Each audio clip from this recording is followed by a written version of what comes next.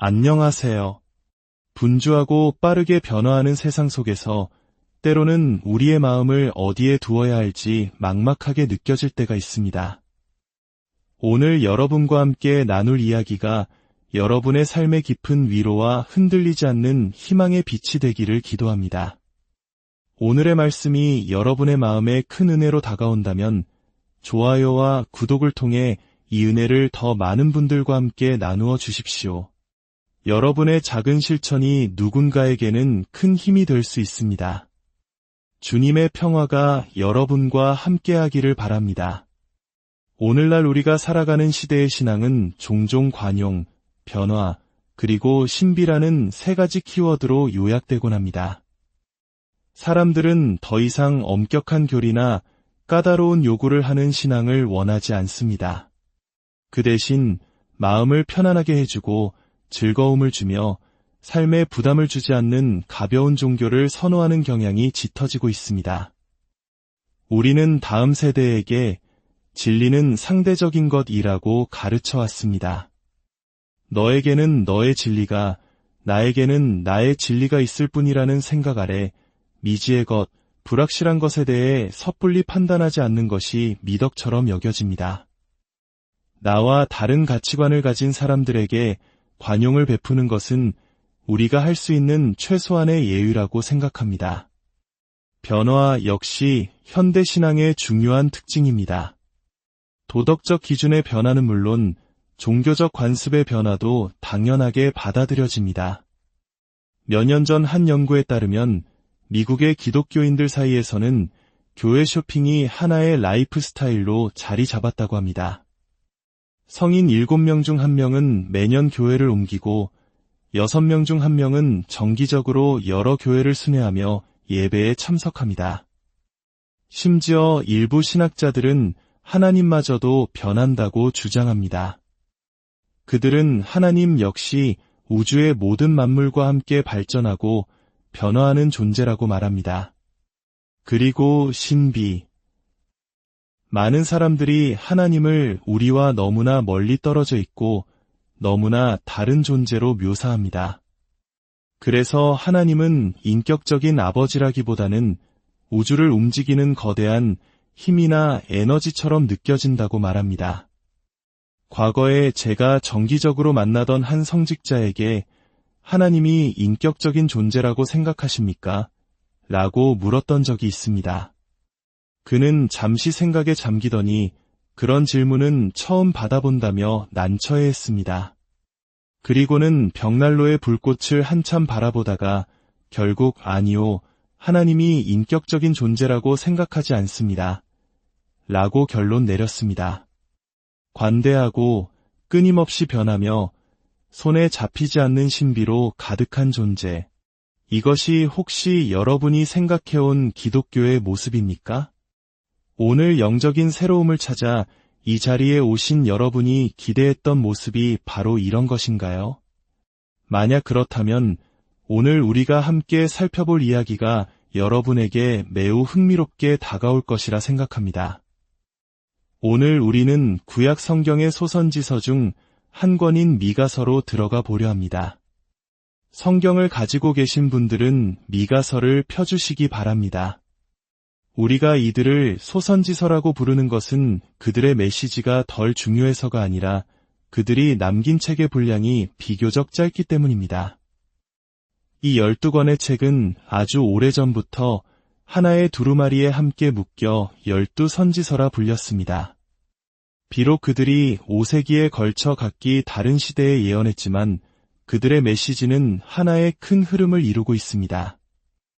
미가는 이들 중 비교적 초기에 활동했던 선지자입니다. 그가 살았던 시대는 놀랍게도 오늘날 우리의 시대와 크게 다르지 않았습니다.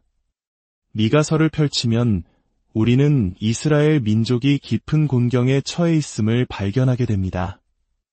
그리고 그 문제의 대부분은 하나님과의 관계에서 비롯된 것이었습니다. 미가서의 마지막 장인 7장을 잠시 보겠습니다. 미가가 예언을 하던 당시 유다, 왕국이 어떤 상황이었는지 엿볼 수 있습니다.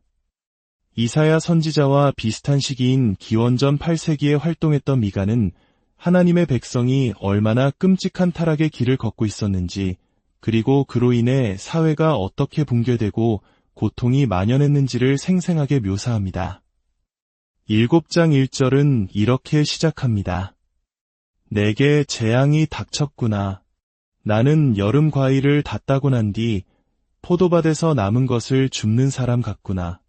먹을 포도송이 하나 없고 내가 그토록 원하던 첫 무화과 열매 하나 없구나.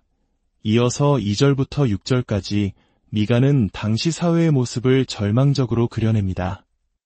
경건한 자는 이 땅에서 사라졌고 정직한 사람은 한 명도 남지 않았다. 모두가 피를 흘리려고 숨어 기다리고 각자 그물로 자기 형제를 사냥하는구나. 두 손으로 악을 행하는 데 능숙하니 지도자는 뇌물을 요구하고 재판관은 뇌물을 받고 판결하며 권력자는 자기 욕심대로 말하고 서로 결탁한다. 그들 중 가장 선한 자도 가시 같고 가장 정직한 자도 찔레 울타리보다 더하구나. 파수꾼들이 경고한 그날 하나님께서 심판하시는 날이 이르렀으니 이제 그들이 혼란에 빠질 것이다. 이웃을 믿지 말고 친구를 신뢰하지 말라. 내 품에 누운 아내에게도 입을 조심하라. 아들이 아버지를 멸시하고 딸이 어머니를 대적하며 며느리가 시어머니를 대적하니 사람의 원수가 바로 자기 집안 식구들이로다. 미가는 마치 하나님의 백성 전체를 대변하는 것처럼 말하고 있습니다. 그들이 겪고 있는 것은 깊은 실망감이었습니다. 먹을 포도가 없다는 것은 그들의 갈망이 채워지지 않고 있음을 상징합니다. 2절의 말씀은 더욱 충격적입니다. 그들은 스스로를 하나님의 백성이라 여겼을지 모르지만 경건한 사람은 찾아볼 수 없었고 살인이 만연했으며 지도자들은 부패하고 정의는 뇌물로 예곡되었습니다. 미가의 눈에 비친 세상은 부자들만의 세상이었습니다. 부패는 너무나 깊이 퍼져서 아무도 서로를 신뢰할 수 없었고 심지어 부부 사이에도 가족 사이에도 믿음은 사라졌습니다. 사회의 가장 기본 단위인 가정이 무너져 내린 것입니다. 이것은 마치 20세기 중국의 문화대혁명 시절을 떠올리게 합니다. 한 친구가 저에게 들려준 이야기가 있습니다. 그는 30년이 넘게 지난 기억임에도 불구하고 여전히 수치심과 고통 속에서 그 시절을 회상했습니다. 당시 사람들은 회의에 모여 서로를 미친 듯이 비난했다고 합니다. 다음 사람보다 더 충성스러워 보이기 위해 자신에게 닥칠지 모를 의심의 눈초리를 피하기 위해 다른 사람을 필사적으로 고발했습니다.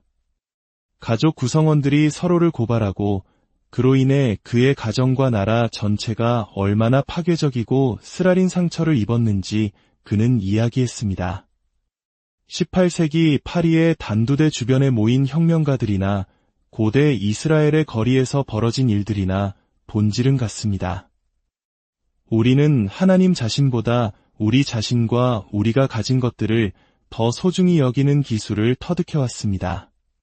술에 취하고 거짓말하고 결혼하지 않은 사람과 잠자리를 갖고 훔치고 심지어 살인하는 행위들이 우리의 삶을 병들게 하고 동시에 우리 삶의 가치를 떨어뜨립니다.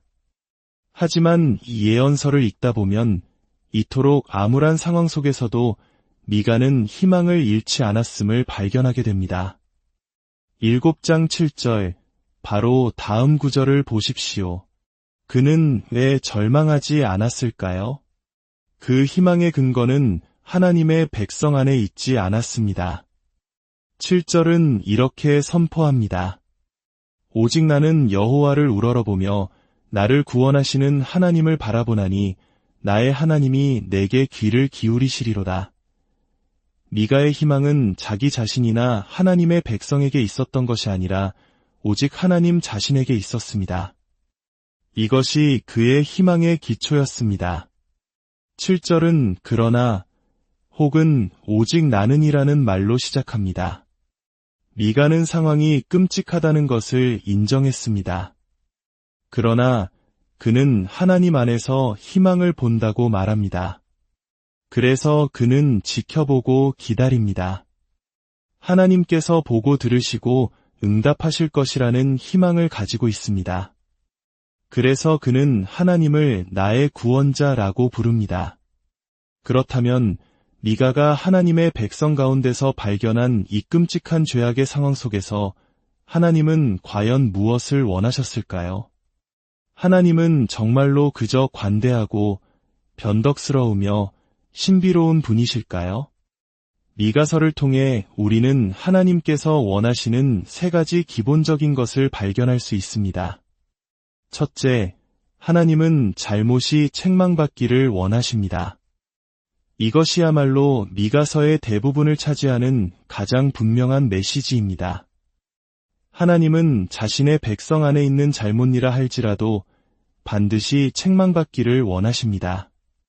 4장과 7장 같은 희망적인 몇몇 장을 제외하고 미가서는 크게 세 부분의 예언으로 구성되어 있습니다. 1장과 2장, 3장부터 5장, 그리고 6장과 7장입니다. 그리고 각 부분에서 하나님의 백성의 죄는 가차없이 정죄됩니다.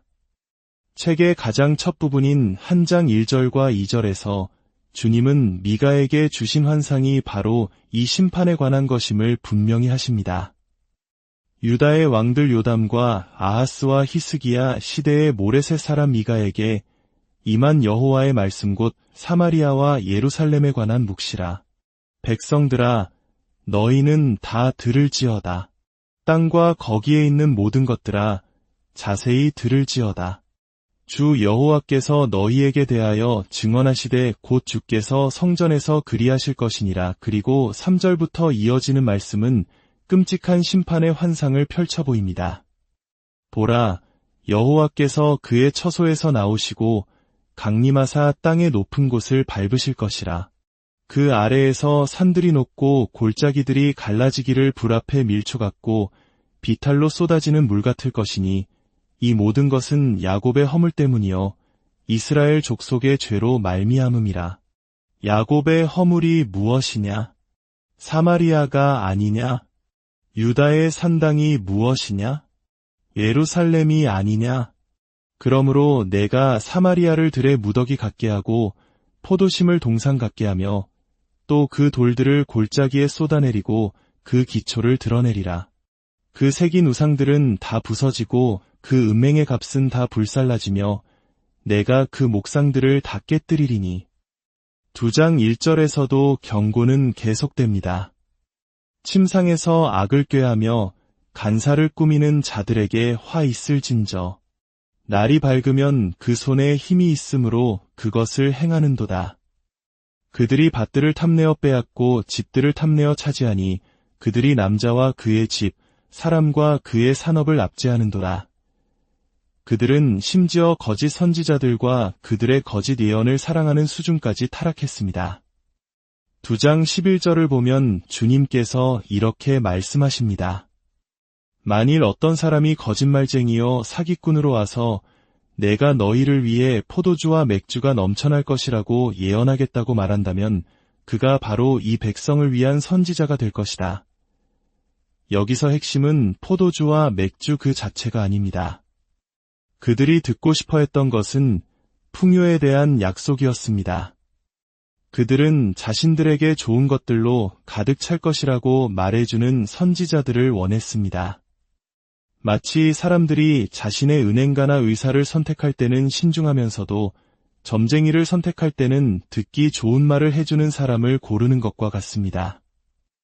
얼마나 낙관적인 진단을 내리는지에 따라 의사를 선택하는 것을 상상할 수 있습니까? 하지만 그들은 바로 그런 짓을 하고 있었습니다. 그래서 하나님은 그들의 죄에 대해 북왕국 사마리아와 남왕국 예루살렘 모두를 심판하실 것이었습니다. 그 심판이 얼마나 가혹할지 주목하십시오. 1장 3절의 표현은 마치 미국의 위대한 설교가였던 조나단 에드워즈의 설교를 떠올리게 합니다. 주님께서 그의 처소에서 나오시고 강림하사 땅의 높은 곳을 밟으실 것이라. 친구 여러분, 오해하지 마십시오. 여기서 밟는다는 것은 단순히 걷는다는 의미가 아닙니다. 그것은 짓밟고 뭉개는 것입니다. 하나님의 공의의 무게가 그분의 거룩하심을 배반한 죄 많은 피조물들을 짓누르는 모습입니다. 어떤 이들은 하나님의 진노를 단지 도덕적 우주에서 일어나는 필연적인 인과응보의 과정이라고 재정의하며 비인격적인 것으로 만들려고 했습니다. 그러나 미가서에 나타난 그림은 전혀 그렇지 않습니다. 하나님은 잘못이 책망받기를 원하시며 그분은 친히 그 일을 행하실 것입니다. 아시리아와 바빌론이라는 도구를 통해 썩어가는 문화 속에서 살아가는 사람들에게 직접적으로 그리고 마침내 영원히 그 일을 행하실 것입니다. 역사는 미가가 이 예언을 한 지 불과 몇 년 안에 아시리아가 실제로 사마리아를 멸망시켰음을 증명합니다. 그리고 미가가 예루살렘에 대해 예언했던 재앙 역시 약 150년 후에 실제로 일어났습니다. 세 장 8절에서 우리는 미가의 소명을 가장 명확하게 볼 수 있습니다. 오직 나는 여호와의 영으로 말미암아 능력과 정의와 용기로 충만해져서 야곱의 허물과 이스라엘의 죄를 그들에게 보이리라. 지도자들은 백성을 착취하고 생명의 존엄성을 무시하며 정의를 멸시하고 뇌물로 재판을 왜곡했습니다. 이 모든 악의 뿌리는 세 장 2절의 첫 구절에 있습니다. 너희가 선을 미워하고 악을 사랑하는도다. 죄의 근원은 결국 마음의 문제입니다. 그것은 단순히 기준을 따르는 문제가 아니라 우리가 무엇을 사랑하는가의 문제입니다. 예수님께서 말씀하셨습니다. 마음에서 나오는 것은 악한 생각과 살인과 간음과 음란과 도둑질과 거짓 증언과 비방이니라. 그들의 마음이 이와 같았으니 그들의 행동이 악한 것은 놀라운 일이 아닙니다. 그들은 우상 숭배에 빠졌습니다. 하나님께서 친히 자신을 계시하셨던 백성, 특별한 사랑을 받았던 백성이 이제는 구름을 보고 점을 치고 조각한 우상과 신성한 돌에 절하고 있었습니다. 그들은 마치 하나님, 저리 가시오. 이들이 우리가 의지할 신들입니다. 라고 말하는 것과 같았습니다. 이 모든 것 때문에 하나님은 그들을 벌하실 것이었습니다. 그들을 포위하고 멸망시키실 것이며 지도자들을 쓸어버리고 나라를 바빌론 포로 생활의 고통 속으로 몰아넣으실 것입니다. 그리고 이 모든 것 중 가장 큰 책망은 그들을 버리시는 것이었습니다. 5장 3절의 한 구절, 이스라엘은 버려질 것이다. 누구에게 버림받는 것입니까? 물론 하나님께입니다. 3장 4절에서 우리는 그들이 주님께 부르짖지만 그분은 대답하지 않으실 것이라고 읽습니다. 그들이 행한 악 때문에 그들에게서 얼굴을 숨기시리라. 이것이 죄의 결과이며 죄의 가장 근본적인 결과는 우리와 하나님 사이의 소외입니다. 죄는 심각한 현실입니다. 하나님의 형상대로 지음받은 우리가 죄로 인해 하나님으로부터 분리되고 하나님의 길보다 우리의 길을 선호하는 것은 끔찍한 일입니다. 성경에 따르면 모든 죄는 하나님에 대한 모욕이며 그분의 권위에 대한 반역이고 그분의 사랑에 대한 거절입니다. 오늘 아침 여러분 자신의 삶을 돌아보십시오. 여러분의 이기심과 교만, 분노와 탐욕이 여러분의 삶에 어떤 파괴적인 결과를 가져왔습니까? 매일매일 하나님과 그분의 말씀을 무시한 결과는 무엇이었습니까? 친구 여러분, 그 열매는 결코 좋을 수 없습니다. 십자가를 보십시오. 하나님께서 죄를 얼마나 미워하시는지 보십시오. 그리고 그 죄의 문제를 해결하기 위해 그분이 기꺼이 어떤 대가를 치르셨는지 보십시오. 하나님은 잘못이, 특히 자신의 백성 안에 있는 잘못이 책망받기를 원하십니다. 둘째, 하나님은 자신의 백성이 회복되기를 원하십니다. 하나님의 심판의 혹독함에 대해 읽는 모든 부분에서 우리는 또한 그분의 구원의 희망이 얼마나 달콤한지에 대해서도 읽게 됩니다. 2장 12절을 보십시오. 혹독한 책망 후에 어둠 속 한 줄기 빛처럼 말씀이 임합니다. 내가 반드시 너희 모두를 모으리라. 오 야곱아, 내가 반드시 이스라엘의 남은 자를 모으리라. 내가 그들을 우리 안의 양떼처럼 목장의 양떼처럼 함께 두리니 하나님께서는 자신이 남은 자들을 모두 구원하실 것이라고 말씀하고 계십니다. 4장 10절을 보십시오. 딸 시온이여, 해산하는 여인처럼 몸부림치며 괴로워할지어다. 내가 바빌론까지 갈 것이요 거기서 구원을 받으리라. 거기서 여호와께서 너를 내 원수들의 손에서 구속하시리라. 포로 생활과 그 이후의 회복에 대한 이 예언은 100여 년 후에 성취되었습니다. 예루살렘은 바빌로니아에 의해 함락되었고 많은 이스라엘 사람들이 포로로 끌려갔습니다.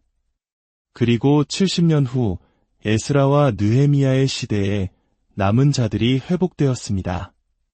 주님께서 미가를 통해 약속하신 그대로였습니다. 마지막 장인 7장 8절과 9절을 보십시오. 나의 대적이여, 나로 말미암아 기뻐하지 말지어다. 나는 엎드러질지라도 일어날 것이요 어두운 데에 앉을지라도 여호와께서 나의 빛이 되실 것이미로다. 내가 여호와께 죄를 지었으니 그의 진노를 당하려니와 마침내 주께서 나를 위하여 논쟁하시고 나를 위하여 심판하시며 주께서 나를 인도하사 광명에 이르게 하시리니 내가 그의 공의를 보리로다. 하나님의 백성에 대한 그분의 말씀은 비록 엄하고 불길했지만 결코 절망적이거나 희망이 없지는 않았습니다. 하나님의 축복보다 하나님 자신을 더 사랑하는 모든 사람들은 그 연단을 통과할 것이었습니다. 그들 또는 그들의 자손들은 회복될 것이었습니다. 하나님의 백성은 다시 일으켜 세워질 것이었습니다. 그들은 용서받을 것이었습니다. 왜냐하면 하나님께서 그것을 원하셨기 때문입니다. 친구 여러분, 여러분은 스스로를 구원할 수 없습니다. 여러분은 구원받아야 합니다. 완전하고 의로우신 하나님에 의해 구원받아야 합니다. 어떻게 그 구원을 받을 수 있습니까? 여러분이 하나님의 형상으로 만들어졌지만 죄로 그분께 반역했음을 깨닫고 그것을 솔직하게 고백하며 그리스도를 바라봄으로써 가능합니다. 하나님께서 그리스도 안에서 행하신 일, 즉 완전한 삶을 사시고 십자가에서 죽으심으로 하나님께 돌아올 모든 사람들의 죄값을 치르신 것을 보십시오. 그리고 여러분의 죄를 회개하고 여러분과 같은 죄인들을 위해 죽으신 이 그리스도를 믿으십시오. 셋째, 하나님은 자신의 성품이 알려지기를 원하십니다. 미가서의 모든 구절을 아우르는 핵심 메시지, 즉 잘못은 책망받고 하나님의 백성은 회복될 것이라는 영광스러운 소식 위에 이 책의 정점에는 하나님의 성품이 알려지기를 원하시는 그분의 갈망이 있습니다. 심판과 회복의 모든 과정 배후에는 자신을 알리시려는 하나님의 열정이 있습니다. 하나님은 자신의 최상되심이 인정받기를 원하십니다. 4장 1절과 2절을 보십시오. 마지막 날에 여호와의 전의 산이 모든 산 꼭대기에 굳게 서며 모든 작은 산 위에 뛰어나리니 만방이 그리로 모여들 것이라. 많은 이방 민족들이 와서 이르기를 오라 우리가 여호와의 산에 올라가서 야곱의 하나님의 전에 이르자. 그가 그의 도를 우리에게 가르치실 것이라. 우리가 그의 길로 행하리라 하리니 이는 율법이 시온에서부터 나올 것이요 여호와의 말씀이 예루살렘에서부터 나올 것임이라. 나라들이 칼을 쳐서 보습을 만들고 창을 쳐서 낫을 만드는 그 평화는 인간의 노력으로 이루어지는 것이 아닙니다. 그것은 하나님 자신의 통치의 일부로 올 것입니다. 정의와 평화는 하나님께서 친히 다스리실 때 함께 임할 것입니다. 또한 하나님은 자신의 의로움이 기억되기를 원하십니다. 6장에서 하나님은 자신의 백성에게 과거에 베푸셨던 축복을 상기시키십니다.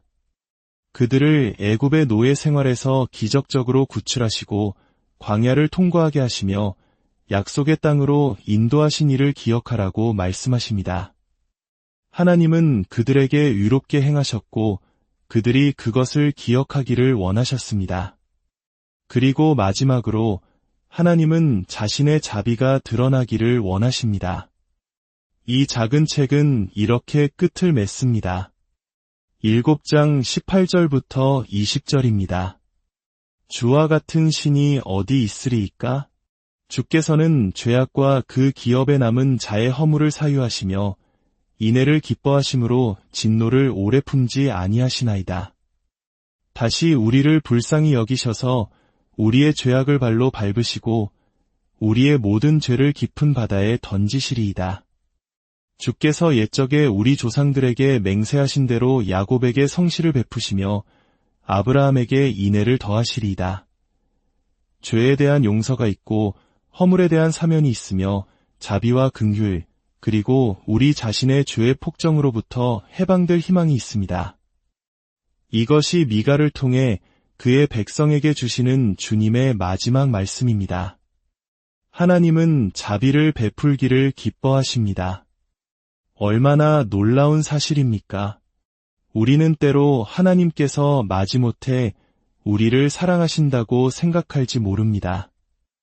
그러나 구약 성경에 나타난 하나님은 자비를 베풀기를 기뻐하시는 하나님이십니다. 그것이 그분의 소망이요 기쁨입니다. 그리고 그것은 우리에게 얼마나 큰 위로가 되는지요. 여러분과 저에게는 자비가 필요하기 때문입니다. 그렇다면 하나님은 누구를 통해 이 모든 일을 이루실까요? 미가서 5장 2절의 유명한 예언을 기억하십니까? 베들레헴 에브라다야, 너는 유다 족속 중에 작을지라도 이스라엘을 다스릴 자가 내게서 내게로 나올 것이라. 그의 근본은 상고에 영원에 있느니라. 하나님께서 예비하신 구원은 전혀 예상치 못한 곳에서 올 것이었습니다. 크고 강한 예루살렘이 아니라 작고 보잘것없는 베들레헴에서 말입니다. 그리고 이 통치자는 누구입니까? 그의 기원이 상고에 영원에 있다고 합니다. 태초부터 계셨고 또한 베들레헴에서 태어나신 분은 누구입니까? 바로 예수 그리스도입니다. 그분은 영원하신 하나님의 아들이시며 동정녀 마리아에게서 베들레헴에서 태어나셨습니다. 5장 5절은 이 통치자가 그들의 평화가 될 것이라고 말합니다. 하나님의 자비는 예수 그리스도 안에서 구현되었습니다. 태초부터 계셨던 그분이 십자가에서 희생 제물로 죽으심으로 자신의 죄에서 돌이켜 그리스도를 통해 하나님께로 나아오는 우리 모두의 죄에 대한 하나님의 진노를 대신 받으셨습니다. 하나님은 잘못이 책망받기를, 그의 백성이 회복되기를, 그리고 그의 성품이 알려지기를 원하십니다. 이것이 하나님께서 원하시는 것입니다. 그렇다면 여러분은 어떻습니까? 하나님은 잘못이 책망받기를 원하십니다. 여러분도 그렇습니까? 혹시 하나님께서 옳으신 일을 행하시는 것보다 여러분 자신의 죄를 붙들고 있는 것에 더 집착하고 있지는 않습니까? 하나님은 그의 백성이 회복되기를 원하십니다. 여러분도 그렇습니까? 하나님은 자신의 성품이 알려지기를 원하십니다. 여러분은 어떻습니까? 이것이 가장 핵심적인 질문입니다. 여러분의 신앙이 정말로 하나님과 관련이 있습니까? 하나님을 아는 것이 여러분 삶의 중심에 있습니까? 미가서 6장 8절은 우리가 주님 앞에 어떻게 나아가야 하는지 알려주는 가장 유명한 구절 중 하나입니다. 사람아, 주께서 선한 것이 무엇님을 내게 보이셨나니 여호와께서 내게 구하시는 것은 오직 정의를 행하며 인자를 사랑하며 겸손하게 내 하나님과 함께 행하는 것이 아니냐. 하나님은 희생 제물이 아니라 우리 자신을 원하십니다. 그분의 권위에 복종하고 겸손히 그분 앞에 서기를 원하십니다. 우리가 정의롭게 행하고 자비를 사랑할 때 우리는 우리가 예배하는 하나님의 성품을 세상에 반영하게 됩니다. 우리의 겸손함 속에서 그분의 주권이, 우리의 정의로운 행동 속에서 그분의 공의가, 우리의 자비로운 마음 속에서 그분의 인애가 드러나는 것입니다. 만약 이 중 어느 것에서든 실패했다면 여러분에게 필요한 것은 하나님께 용서받는 것입니다. 그리고 그 용서는 오직 메시아, 예수 그리스도를 통해서만 가능합니다.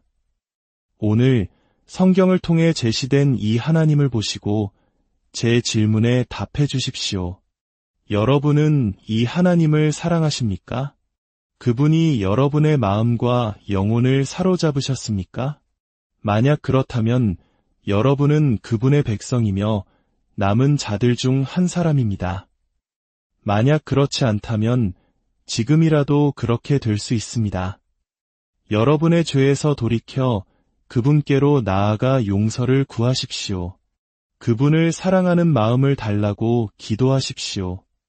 그리하여 여러분도 정의와 자비와 겸손함으로 그분과 동행하는 그분의 백성이 되기를 바랍니다. 함께 기도하겠습니다. 하나님, 우리의 욕망은 너무나 자주 우리 자신과 우리의 쾌락과 편안함만을 향합니다. 주님의 자비로 우리 자신에게서 눈을 돌려 주님께로 향하게 하옵소서. 주님의 사랑과 자비로 우리를 이끌어 주시옵소서. 주 예수 그리스도를 통해 우리를 향한 당신의 사랑을 가르쳐 주옵소서.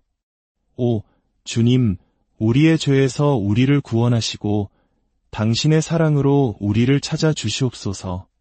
예수님의 이름